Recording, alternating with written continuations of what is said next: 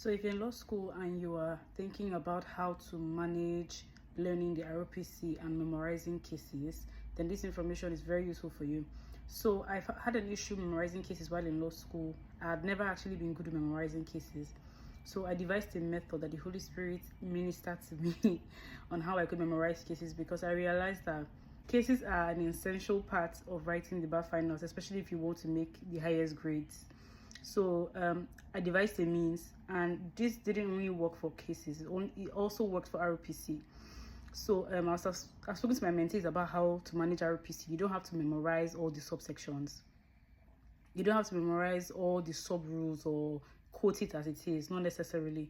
You just need to know what rule stands for what. So if you see a scenario, you're able to know this scenario refers to rule 25, this scenario refers to rule 13, and you should be able to explain what that rule says and then relate it to the scenario. So now I'm going to show you a video of how I drafted my RPC and memorized it. So essentially, you just write it out in the paper, put it somewhere you can see it, and memorize it every day. All you need to do is memorize it from the beginning to the end.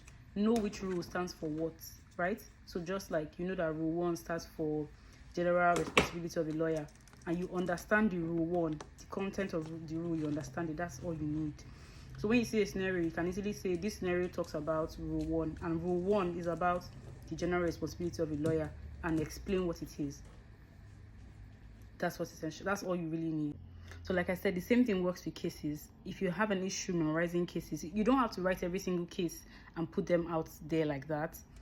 This is only for cases that you find difficult to memorize. Although I can tell you that as you keep doing it, you find yourself writing every single case out there and putting it out on your whatever. But the point is that cases that are difficult for you to remember, they are the ones you essentially need to do write out like this, because you know that they're difficult to remember.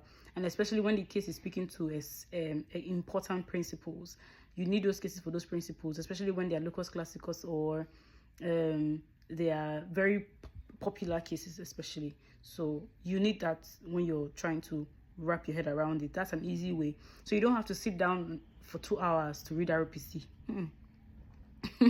You don't have to sit down for 1 hour to read about a case. You don't need to. All you need to do is be able to remember the case and what principle it stands for. So you sit down to read and understand the principle, the exceptions and all that. But you don't need to sit down to read the case. You don't need to sit down to read RPC. No, you're wasting time. The only thing you need to do is recite. If you can recite it every day, every evening, every morning, it will stick to your head. And then you just need to understand the principles and then remember the case that you memorized and place it alongside, and you're good to go.